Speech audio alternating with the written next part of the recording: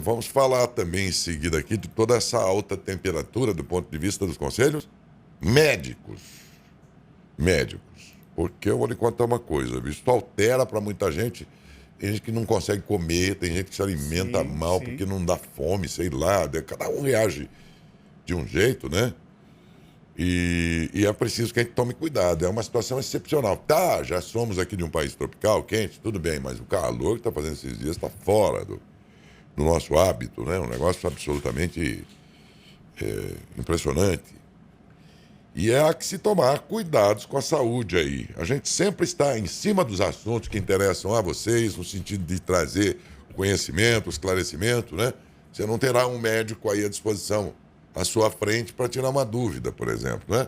Mas a gente consegue trazê-los aqui ao programa para que eles próprios orientem tanto a gente como vocês e tudo. E a gente traz um especialista em cuidados de saúde, doutor Henrique Carrascosi, é nefrologista. E ele vai falar hoje sobre essas temperaturas que podem ultrapassar os 40 graus, cuidados que devem ser tomados e tudo mais. Doutor Henrique, muito bom dia. Bom dia, é um prazer estar aqui conversando com vocês novamente. Eu estava dizendo aqui que olha que ainda estamos acostumados ao calor num país tropical como o nosso, mas igual a esse, hein, doutor?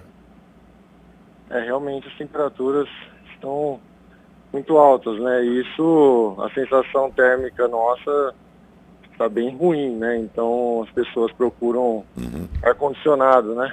É isso que a maioria vem procurando, Quem né? não pode vai até num leque, qualquer pedaço de papelão, de papel, qualquer coisa que faça vento, né? Porque também ontem eu percebi assim, além do calor, não ventava nada, uma folha da árvore não mexia. E acho que isso dá uma sensação, mas é um bafo, né? Um bafão que vem na gente. Doutor, quem é que sofre mais com isso? Crianças, idosos? Quem? A faixa etária das crianças e dos idosos são as faixas mais sensíveis, né? As crianças porque elas têm uma quantidade de água corporal maior, então eles dependem mais da água para o bom funcionamento do corpo. Para o pessoal ter uma noção, nosso corpo como um todo, do indivíduo adulto, 60% mais ou menos é composto de água. Então a maioria do nosso corpo é água. E nessas faixas etárias aí, como eu já falei, as crianças elas têm um pouco mais de água e os idosos têm menos água. Então os idosos também, se eles perderem um pouco mais de água, eles vão sentir também mais, porque eles são mais sensíveis também. Aham. Então eles podem ter mais, então, tem a maior chance de desidratação, que aí já se Isso. torna um quadro que pode ser perigoso. A gente perde mais líquido aí pela respiração, também perdemos, extraímos pela urina, né, e tudo mais. Essa época a gente urina mais? Geralmente menos, né? O É. rim, ele elimina o excesso de água do nosso corpo. Então, muitos pacientes me procuram no consultório e falam, doutor, eu percebi que eu estou urinando menos. A primeira pergunta que eu faço para eles, quanto que eles estão ingerindo de água, de líquidos, né? Porque o rim, ele é inteligente. Ele é responsável pelo controle do volume de água do nosso corpo. Então, ele elimina o excesso, né? Então, nós perdemos água por vários mecanismos. Pela própria produção de hormônios no nosso Aham. corpo, produção de líquidos, né, o suco gástrico, né, para digestão dos alimentos. Ah. Ele utiliza a água, as células do nosso corpo. Então, a água é essencial para o bom funcionamento Aham. do nosso corpo. Aham.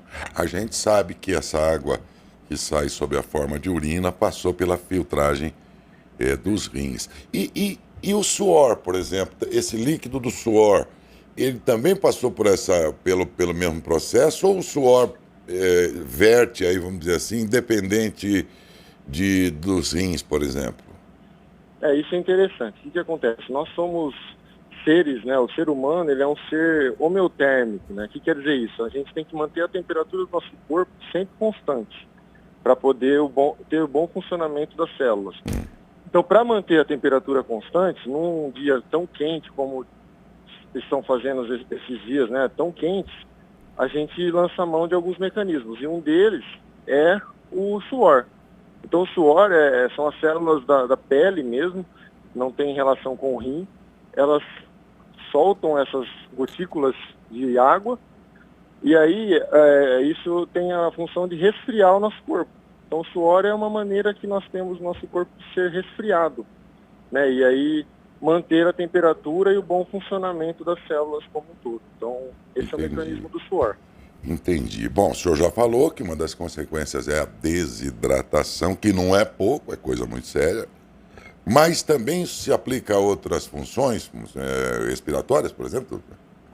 A nossa respiração também, a gente perde líquido. Então, por exemplo, uma pessoa que vai fazer atividade física, você entra naquela fase de respiração mais ofegante, você vai perder mais líquido, além do suor também. Por que a gente sua bastante quando vai fazer uma atividade? Para poder, quando você está em atividade, a temperatura corporal ela aumenta, os batimentos cardíacos aumentam. Então, o suor é um mecanismo para resfriar o nosso corpo, né? Então, nós perdemos a respiração também, aumenta a perda de líquido. Por isso que a hidratação durante o exercício físico também tem que ser maior do que em repouso. Se é assim, imagine então o ressecamento da pele, hein, doutor? Passa um creme lá, aquilo absorve que parece um... Parece uma espuma, né? Que ele absorve ali, ou água que seja, qualquer coisa que você passar na pele naqueles horários, o organismo pega para si rapidinho. E o ressecamento da pele também, né? A pele também, ela precisa da água. Inclusive, um dos parâmetros que a gente usa para analisar se uma pessoa está desidratada também é a pele seca, né? A pele fica mais seca, pode ser um sinal de desidratação. Então, ingerir bastante água melhora também a hidratação da pele também, além dos cremes, né? Dos hidratantes também. Significa, então, que se a gente perceber que, apesar do calor, da baixa umidade do ar, a pele estiver aparentemente mantida, sem secura e tal, significa que você pode estar dentro de um quadro bom de hidratação, então. Exatamente. O organismo todo, não só a parte externa, né? Sim, sim. Além disso, a cor da urina também, né? É disso que eu quero saber, acho que os ouvintes também. A tal da cor da urina, qual cor revela uma boa situação de hidratação, por exemplo? A cor da urina, primeiro assim, a cor da urina, ela também pode ser interferida por alimentos. Então, ou medicação, tem medicação que modifica a cor. Mas, no geral, assim, para a população geral, uma dica é, se a sua urina está mais escura, isso aumente a sua hidratação, porque o rim está concentrando mais a urina e isso faz com que ela fique mais amarelada, mais forte. Muito amarela é sinal de que está desidratado. Pode ser um sinal de desidratação. Então, se você for urinar e urinou mais escuro, perceba, toma mais água e aí depois você vai ver que naturalmente sua urina vai começar a clarear e isso é um bom sinal de hidratação. E quando é branquinho que parece água? Isso quer dizer que você está hidratado. O rim está bem diluído, né? Porque o rim ele joga fora as impurezas. Então se você diluir isso em mais água, então fica mais claro, né? Em menos água, ela fica mais escura. Aquele amarelinho bem discreto, também é um bom sinal ou já nem tanto? Não, um amarelinho mais claro assim é normal, né? Isso aí também é normal. Só o que a gente pede para as pessoas olharem é aquele mais forte mesmo, aquele amarelo bem forte, bem concentrado. Esse tipo de urina é melhor que as pessoas já ingiram mais água para poder clarear um pouco mais. Eles dão sempre uma receita que a gente tem que tomar pelo menos 2 litros de água por dia e tal. Agora, também nós sabemos que nem todos são iguais. Tem pessoas que têm uma compleição física mais avantajada, outras pessoas são mais magrinhas, umas são altas, outras são baixinhas. Para todos serve a mesma receita de 2 litros, doutor? Não é... Ficou esse padrão, assim, em geral, porque as pessoas gostam de receitas gerais. Mas se a gente for mais preciso, o que eu oriento os pacientes? Tem 2 maneiras. Uma maneira é você calcular mais ou menos pelo seu peso, porque uma pessoa de 40 quilos e uma pessoa de 100 quilos, não dá para ser o mesmo volume de água. Que eu pensei, A superfície corporal é diferente. Então, o mínimo que a gente orienta são 30 ml por quilo. Então, por exemplo, uma pessoa de 50 quilos, 1,5 litro no mínimo. Uma pessoa de 100 quilos, 3 litros no mínimo. Então, a pessoa pode calcular, ela pega e multiplica o peso dela por 30. Então, vai dar mais ou menos a quantidade de água. Outra dica é que as pessoas que é um pouco mais difícil, mas que as pessoas observem quanto que elas estão urinando. Se você estiver urinando em torno de 1,5 litro a 2 litros, quer dizer que você está ingerindo a quantidade de líquido razoavelmente dentro do normal.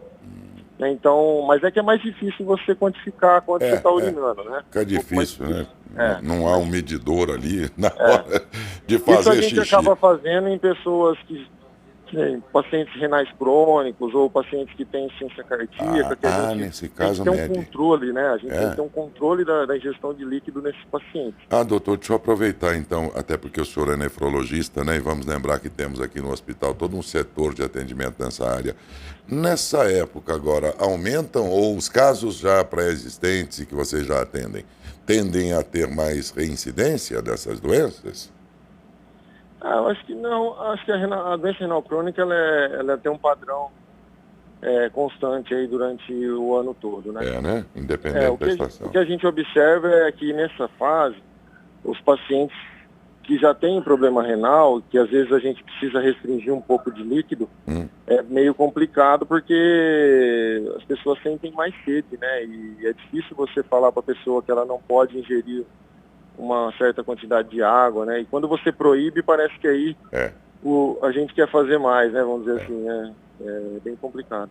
Doutor, nada substitui a água tão bem quanto a própria água. Por exemplo, sucos, refrigerantes, tudo que for líquido, às vezes é confundido como algo que hidrata. E até quem acredita que até a cerveja faça isso, e sabemos que não. Mas há alguma opção de sabores ou possibilidades de líquidos que pelo menos se aproximem das qualidades e enfim, daquilo que a água proporciona, a água mesmo? A nossa orientação é que a água seja o principal, né? Que as pessoas acostumem a ingerir a água mesmo. Mas tem pacientes que falam, pessoas, eu não consigo tomar água, não gosto de água, tem que ter um sabor. Aí que eu oriento, espreme um limão na água, uma laranja, mas assim, deixa a maior quantidade de água, né? Não, porque, por exemplo, se você ingerir só suco de laranja, por exemplo, ele é muito calórico. Então pode ser que você... a pessoa às vezes acha, mas vou tomar suco que não tem problema. Mas às vezes se você já está um pouco acima do peso, você está ingerindo mais calorias. Mais ainda, né? E aí achando que está tudo bem, entendeu? Então tem que tomar cuidado com... E refrigerante nem preciso falar, né? Que as pessoas devem evitar, muita química. Ontem mesmo, naquele calorão lá, tinha uma polpa de maracujá. Falei, vou fazer um suco e já. Mas o maracujá é azedo, o que requer muito açúcar. Dá-lhe açúcar no suco. Então é disso que ele está falando, né? É gostoso? Mais gostoso que água? Mas vai junto aí toda uma série de outros ingredientes, né? É bem o que o senhor está dizendo aí. Né? É lógico que a pessoa pode tomar um refresco, né? Não precisa ser só água durante o dia, né? Suco de laranja, suco de limão, um suco de maracujá, né? É gostoso, suco de abacaxi. Pode fazer parte aí da hidratação do dia, né? Mas o hábito de água, ele deve ser, no mínimo, aí uns 70% do líquido que a pessoa ingere durante o dia. Doutor Adalberto que está falando, o senhor falando de hidratação, chamando atenção para as crianças, para os idosos. A gente percebe que os idosos, eles esquecem às vezes de tomar água, então é bom, importante ficar atento a isso. Agora, doutor, quais os sinais de desidratação? Como que a gente sabe que eu estou ficando desidratado? O senhor falou da urina, mas assim, tem alguma outra reação do corpo que acaba avisando a gente? Sim, os quadros de desidratação dão sinais, às vezes, indiretos. Então, por exemplo, dor de cabeça. A pessoa, nesses dias de calor, eu estou com dor de cabeça esses dias, não sei o que está acontecendo. Você pode estar desidratado, aumenta a sua hidratação. Você pode ter o intestino não ter um bom funcionamento, fica mais ressecado, porque está faltando líquido para você fazer as suas necessidades. Que mais? A boca fica mais seca. E em idosos, né, como a gente já comentou, mas só para complementar, os idosos não sentem sede. Então, a gente precisa ofertar água para os idosos frequentemente, ainda mais nesses dias. E os idosos, sinal de desidratação pode ser um quadro confusional. O idoso fica confuso, fica mais sonolento, pode ser um sinal também, está dormindo mais. E além disso, a desidratação ela aumenta a chance também das pessoas se envolverem em infecções, principalmente infecção urinária, porque aí você diminui o fluxo urinário, né? Você urina menos e isso é um sinal e aumenta a chance de você ter infecção às bactérias urinárias. Então são esses sinais aí que a gente precisa ficar atento para evitar complicações maiores aí nesses dias mais quentes. Existe um tempo, doutor, para a gente estar ingerindo água de meia e meia hora, de 20 em 20 minutos, porque a gente fala de 2 litros, 3 litros, depende aí do tamanho da massa corporal, vai tomar 3 litros de uma vez só, não é assim, né? Não. Isso é importante. Se a gente tomar um volume muito grande de água num período de tempo muito curto, isso pode ser até maléfico, né? Faz mal, porque não dá tempo do rim filtrar, do nosso corpo metabolizar isso. Então é importante que as pessoas ingiram um copo a cada 2 horas, mais ou menos, né? Não ingira mais de 1 litro por hora, né? A gente não orienta que as pessoas tomem 1 litro numa hora, é muito volume. Então tomar um copo de 300 ml, ou mais ou menos aí a cada 2 horas, 2, 3 horas, vai dar no final do dia aí a quantidade que a pessoa precisa de ingerir.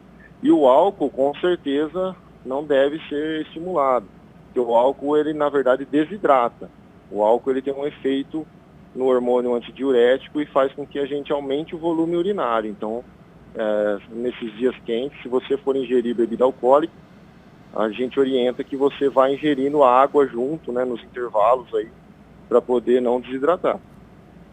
Tá certo, doutor. Muito calor chegando, temperatura chegando a 40 graus, 41 graus ontem e possivelmente pode chegar hoje também. A gente fica preocupado com tudo isso, passando informações importantes. Agora também, doutor, tem a exposição ao sol. Tem que tomar cuidado também nessa época, as pessoas que trabalham aí na área aberta, as pessoas que costumam praticar o esporte de manhã, por exemplo. Qual o conselho? Que as pessoas que vão praticar atividade física, que elas busquem, né, os horários, o início da manhã e o final da tarde, e locais que, se possível, você tenha um pouco de sombra, ou tenha pausas também para hidratação, porque às vezes a pessoa sai para a rua para fazer uma corrida, alguma coisa, e não leva água, ou não tem um local que você para hidratar durante a atividade, então é importante, porque senão você pode passar mal. E em relação ao sol, as pessoas que trabalham no sol, né, se proteger do sol, passar sempre o protetor solar, porque aí as doenças de pele, o câncer de pele aumenta muito nessa fase do ano. A exposição aos raios ultravioletas são muito maléficas, né, para a nossa pele. Então, sempre passar o protetor solar aí para proteção também da pele nesse sol. É importante isso. Doutor, a cor da roupa ajuda nesse momento agora de bastante calor, uma cor mais clara, isso facilita ou não tem nada a ver? Não, faz sentido sim. As cores mais escuras, elas absorvem mais raios, né? Absorvem mais calor. Então as roupas mais claras, com certeza você vai ter uma sensação térmica melhor do que com roupa escura. E o tecido também, né? Procurar tecidos mais leves, né? Não tecidos muito grossos, né? Que acabam também aumentando a temperatura corporal. Bem, outra preocupação também, doutor, o senhor sabe que todo brasileiro gosta de comer bem. Muitas vezes a gente acaba exagerando. Na época do calor, tem alguma dica também para alimentação? Tomar cuidado com aquela alimentação mais gordurosa, mais pesada? Com certeza. Né, alimentos muito gordurosos, muito salgados, né? A ingestão de sal muito grande, isso aumenta o nosso corpo precisa de trabalhar mais para fazer a digestão, vamos dizer assim, alimentos muito gordurosos. E esse aumento do metabolismo do nosso corpo, ele demanda mais água, né, para poder manter ele funcionando corretamente. Então, alimentos mais leves, a pessoa vai se sentir melhor. Então, frutas, alimentos, proteínas mais leves, refrescos, enfim, verduras, legumes, né? Esses alimentos com certeza vão ser mais agradáveis e vão ser mais benéficos aí para o funcionamento do nosso corpo. Doutora Joana está participando com a gente através da rede social. Ela fala quais cuidados que tem que ter, por exemplo, nesse momento a gente fica dentro do trabalho no ar-condicionado. Quando sai, tem aquela temperatura mais quente e entra no carro, pior ainda. Como evitar isso? É bem difícil, né? Porque tem esse choque térmico mesmo, né? O nosso corpo sente, mas é difícil, né? Você tá ali num ambiente que tá que está mais fresco, depois sai. O que a gente orienta é se hidrate, né? A hidratação, ela acaba ajudando, porque às vezes a pessoa fica no ar-condicionado o dia todo e não ingere água, porque ela está com aquela sensação tranquila ali, né? Então, deixar a garrafinha ali, mesmo no ar-condicionado, vá se hidratando, porque na hora que você sair no ar livre e a temperatura estiver mais alta, você vai sentir menos desconforto se você estiver bem hidratado. Tá certo, doutor. Mais alguma informação importante nessas altas temperaturas que todos nós estamos passando para a população? É claro que o senhor falou, água é importante durante todo o dia, não só de uma vez, mas durante de hora em hora, tomando aí seu copo d'água, que é importante. Mais alguma informação, doutor, por gentileza? Eu acho que abordamos aí tudo que tinha que ser abordado do assunto. Então, que as pessoas se atentem aí. A dica final seria, leve sua garrafinha, né? Porque se a gente quantificar quanto que a gente está tomando, a gente vai saber no final do dia quanto está tomando. Se você deixar só, toma um copo de vez em quando, você não consegue saber quanto você tomou. Então a dica final é, leve uma garrafinha e vai quantificando quanto você está tomando de água. É verdade, interessante, né? Uma garrafinha de 500 ml, como está acostumado, se a gente tomar uma garrafinha, sabe que tomou meio litro, 1 litro. Interessante essa dica, né, doutor? Exatamente, é isso aí mesmo. Doutor, muito obrigado pela participação do senhor em passar essas informações importantes para a população. Desejo ao senhor um ótimo dia. Muito obrigado, um abraço a todos.